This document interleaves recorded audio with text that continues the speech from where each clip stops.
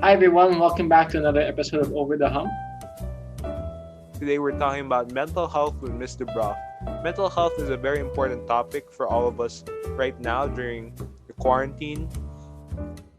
We hope you learned something important today. Let's get on with the questions. From your perspective, what are the effects of quarantine and distance learning on a person's mental health that stand out the most? What are the little things you think students overlook? Oh, good question. So I think, when you first asked that, when I first read that question, I was trying to think about like some of the effects of the pandemic on people's mental health. And a lot of different things come up that we find typically come with stress or what we would call like traumatic events. So sleeping habits change, eating habits change. People might find they're more irritable. Things that upset them, that wouldn't upset them before, upset them now, which means there might be an increase in conflicts. Let's see, sometimes there can be some like physical pain, right? So a stomach ache, a headache, high heart rate. So, and then when we're thinking about school, right, the effect of a pandemic can affect your behavior in class. You might not have the attention to focus on your work. You might not be able to remember what you learned because you're constantly worried or stressing about the pandemic. And now we're in year 2 of this pandemic, and a lot of people might be feeling a lot of apathy, a lot of, I've worked really hard and nothing's changed, so I'm just gonna give up, right? A lot of feelings of dejectedness. So I think those are some of the effects of the pandemic. When we're looking at distance learning specifically, I already talked about concentration, but I think some of the challenges is that, and we'll talk about like the ways to stay mentally healthy maybe a little later, but they all kind of go together, right? Is that the challenges of distance learning is that you don't get a lot of that social interaction that you get in your school day, right? So when you go to class, when you go to school, you don't just go from class to class to class to class, only doing learning, right? You have breaks where you eat lunch and hang out with your friends. You pass people in the hallway and you say hello. You go outside, and play sports or whatever. So there's all of those other things that are gone now, right? Because we're online. And so, or at least they exist in a very different way. And so that can be really challenging. And so when we go back to quarantine, you can look at and see a lot of students are experiencing social isolation, right? So all of those social interactions have decreased or shifted. There's a lot of fear and anxiety every time students interact with social media or the news and read more about the pandemic or maybe experience another lockdown, right? So after the Philippines reopened and then they went into lockdown again, that's re-traumatizing, which just adds on to some of the effects of the pandemic I was talking about before. And then the last thing is this idea of cognitive load, is that, there's this theory of mind where we can only hold so much information at one time. And if we start having to hold more information, make more decisions, we get exhausted, right? So if you think in a non-pandemic example, when you travel to a country where they don't speak the language that you speak, or they speak a different language, right? You're constantly having to translate and try to figure out what they're saying and trying to understand body language and all that kind of stuff. And it takes a lot of extra work, right? So you experience exhaustion, cognitive exhaustion. And it's the same kind of thing during a pandemic, is you're experiencing so much new information and having to put all that new information into very specific places that your brain is just getting overwhelmed. And then we add school on top of that, right? you can understand why some students might be really stressed. So what do you think are the unhealthy habits that come out from quarantine that you see in students? Well, I think, of all those things I talked about, right? So like not sleeping as much, not taking care of their bodies by not eating healthy, talking about social isolation, students who have, gone into their own space, right? And tried to stop social interaction or aren't reaching out to their friends. I think those are some really unhealthy habits. I think in terms of school, something I see is this idea of trying to act like things are normal.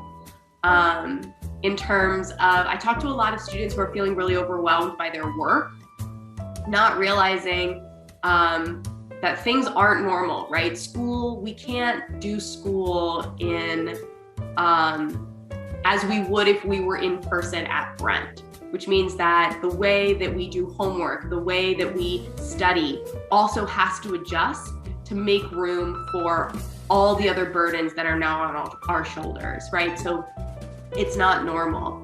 And so I see a lot of students who are getting really stressed over school and their future. And it takes a toll on their mental health, right? And so I think an unhealthy habit is thinking that your well-being is less important than your grades.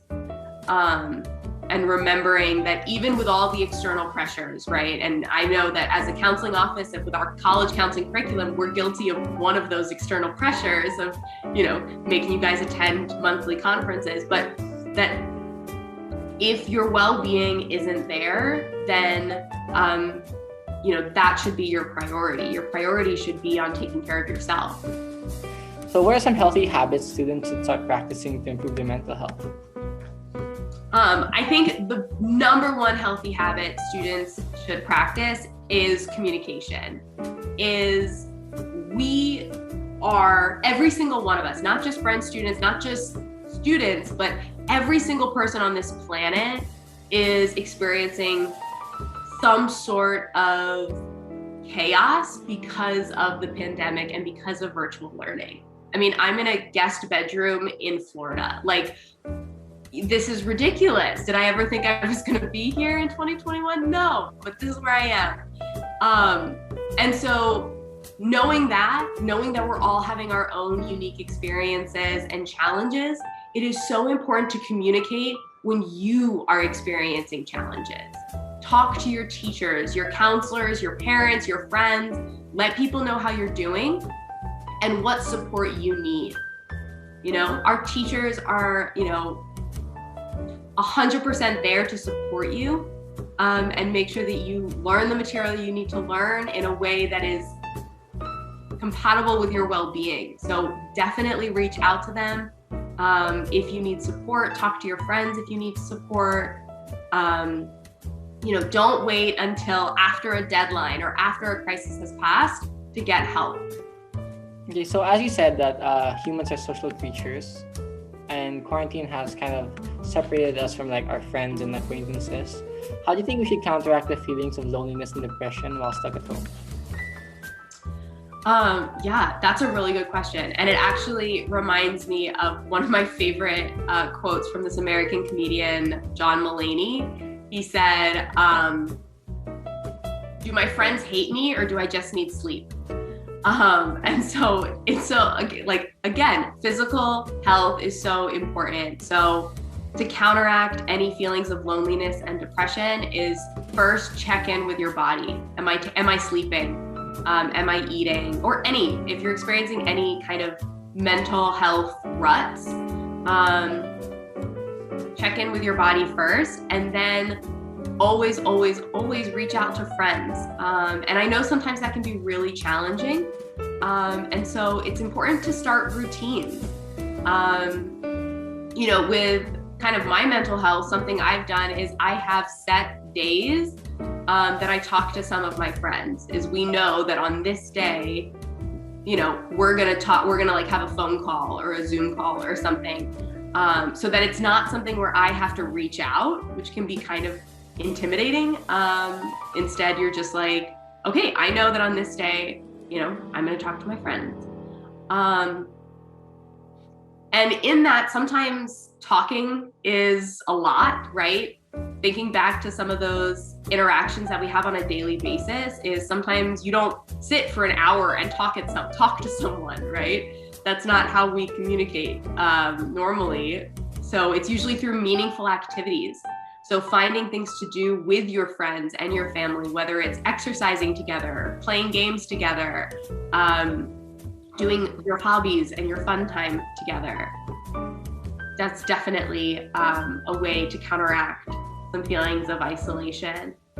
I remember, I don't know if it was last year or the year before, in health class, we did a mindfulness activity. And I remember a lot of students being like, oh, miss, this is absolutely ridiculous.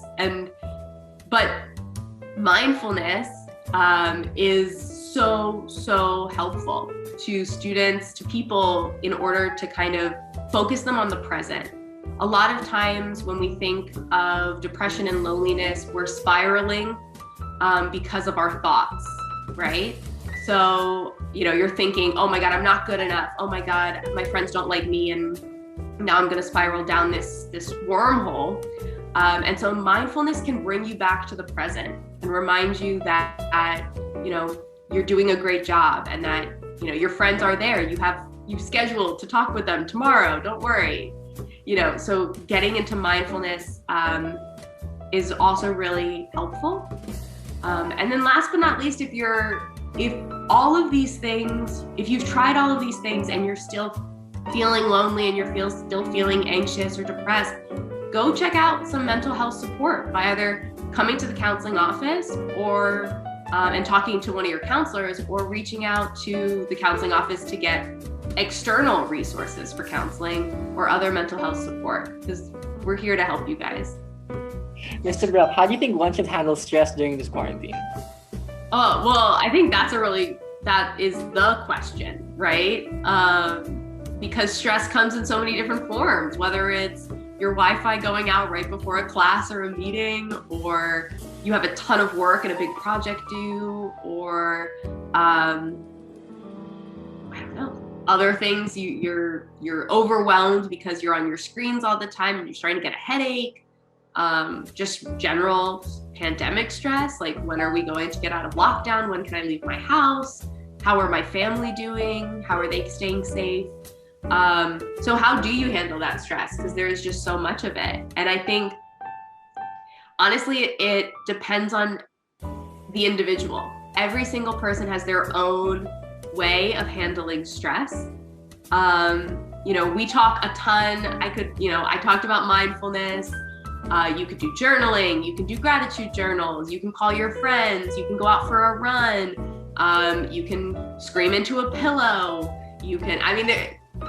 the options are endless. I would say, as long as you are safe and not hurting anyone else in your handling of your stress, then the sky's the limit on what you can do and what works for you.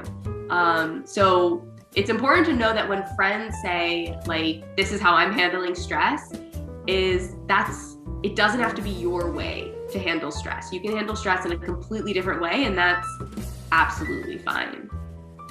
Mr. Dubroof, what advice do you have to maintain healthy relationships while being far away from each other? That's a really good question. And I think it's important to remember that relationships don't have to happen in person, right? Is that it is not a requirement of a relationship that we have to meet face to face. Your generation has been born and raised with the internet, with Snapchat, Facebook, Instagram. So there are so many ways for you to communicate with each other that it's just so important to keep those lines of communication open. Figuring out, how do you keep in touch with people? How do you, talk to people? How do you solve problems over the internet when you can't do it in person? Something that I think about a lot, and I talked about this at the beginning, was how because we're not in person, we lose a lot of our those smaller interactions that we have with one another on a daily basis.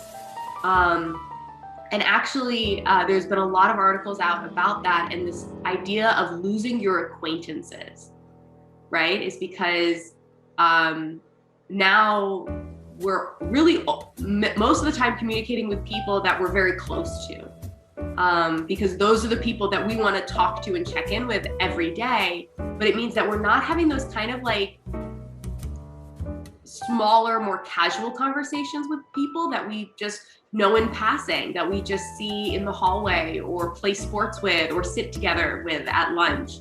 And those relationships are also important. As much as I love my best friends, I don't want to have to talk about my feelings all the time. I don't need in-depth, really deep conversations every time I pick up the phone. Sometimes I just want to say like, hey, like, did you watch the Super Bowl yesterday? Wasn't that ridiculous?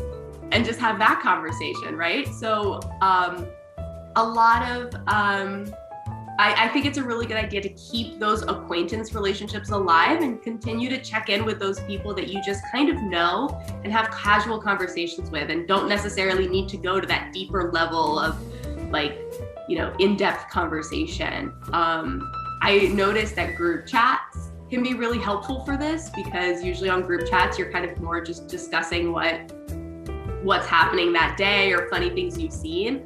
And so you can maintain some of those more casual conversations. So in closing, what do you think is the most important factor in maintaining a mentally healthy lifestyle? Trusting yourself. You got this, right? You guys, like, you have been amazing. You have, starting in January, I mean, for the rest of the world, the pandemic really started in, February or March, but we had a volcano eruption in January. From January, you guys have shown amazing resiliency and flexibility and just amazing ability to just go with the flow. And I know it's been hard and I know it's been challenging, but just remembering that you've gotten this far and you've done incredibly well. You have done your absolute best that you possibly could to get to where you are today. And you can do that. You can continue to do it, and it's okay. And you totally got this. So I think that's probably one of the most important things to remember. I also think it's important to remember to be okay with some of those bad days. It's not a question of if you're gonna have a bad day, but when. We're all gonna have bad days. And so just being okay with that, giving yourself some grace that those bad days are gonna happen, and you're just gonna kind of pick yourself up, acknowledge that it happened and then move forward, right? And not dwell on it, but also don't ignore it. Just let it happen. It's totally fine. Yeah. So I think trust yourself and give yourself some grace. And I guess I should say that the resource, what I've shared is from my own conversations and experiences and what I've been researching and reading about what students have been going through. So, take it all with a grain of salt. And if you want to talk further with your counselor, or if you're experiencing anything that you want to talk to a counselor about, don't hesitate to reach out to either me, Mrs. Spacek, or Ms. Cooper. Thank you so much for listening to Over the Hump. We'll see you next week. Stay clean in quarantine.